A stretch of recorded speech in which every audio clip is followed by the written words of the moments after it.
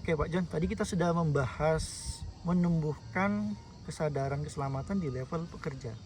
Nah, pekerja ini kan tentu punya pimpinan di lapangan Pak, ya, site leader seperti foreman, supervisor.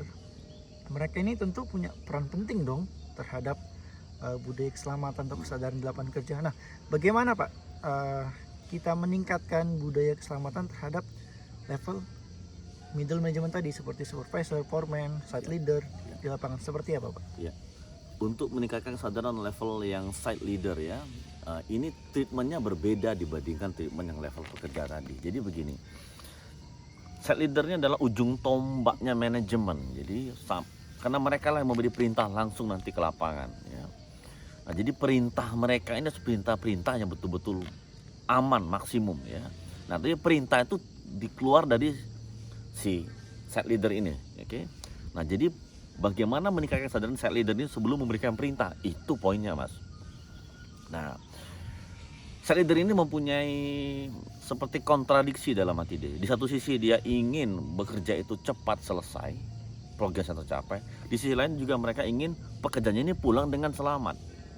Terkadang ini menjadi prioritas, mana lebih penting. Nah, itu dalam hati mereka sering terjadi, oke? Nah, yang mereka harus sadari, kembalikan kepada hati mereka. Seperti pondasi kita ayat Al-Quran, kalian semua adalah pemimpin, dan setiap pemimpin akan diminta pertanggungjawaban terhadap apa yang Anda telah pimpin. Jadi dia harus sadari dulu bahwa dia akan diminta pertanggungjawaban, bukan saja di dunia tapi juga di akhirat. Nah, sehingga dalam memberi perintah itu sudah dipikirkan baik-baik.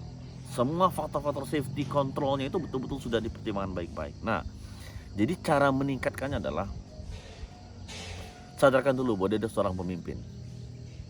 Keselamatan bukan keselamatan dia saja, tapi keselamatan orang lain itu, pekerja itu ada orang-orang di belakang mereka ya. Jadi dia harus berpikir bahwa kalau saya memberi perintah kepada si A, si B, si C, misalnya 3 orang anak buahnya ini, si A ini ada istri dan anak, di mana istri dan anaknya punya hak untuk masa depan mereka. Nah, sadarkan dulu bahwa bukan hanya celaka si ayah saja, tapi ini besar nih impactnya nih. Setiap pekerjaan saya ini, setiap kata-kata saya ini besar impactnya nih. Nah, cara yang kami lakukan adalah sentuh dulu dari sisi hatinya, sentuh dari sisi agamanya dulu ya.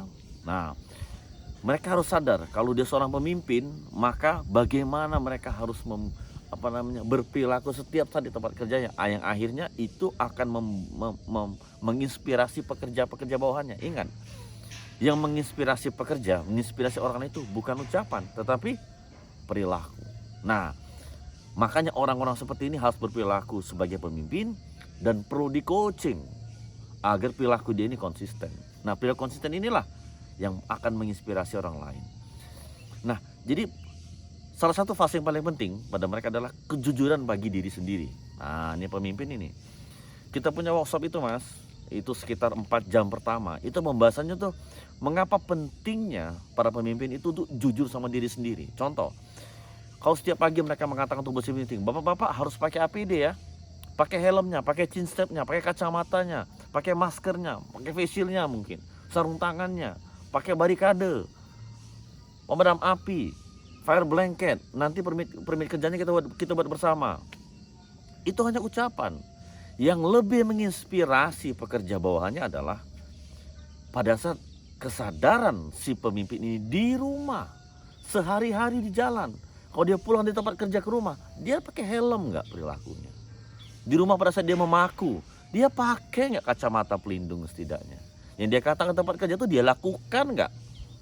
Nah, ingat, ada ayat Al-Quran juga ya.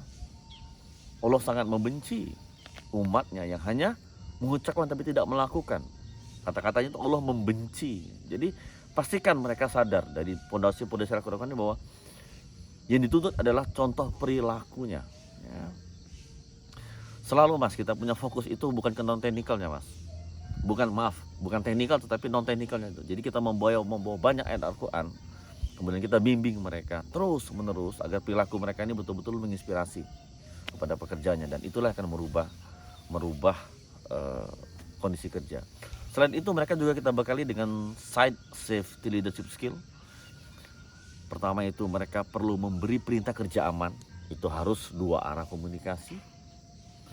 Kemudian skill nomor 2 itu bagaimana pentingnya mereka harus secara konsisten menghargai, ya, menghargai perilaku yang aman.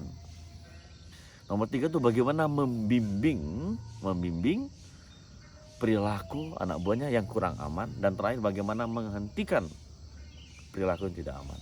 Ya, nanti kita bahas lagi masing-masing ini seperti apa skill-skillnya. Ya. Itu dulu Mas.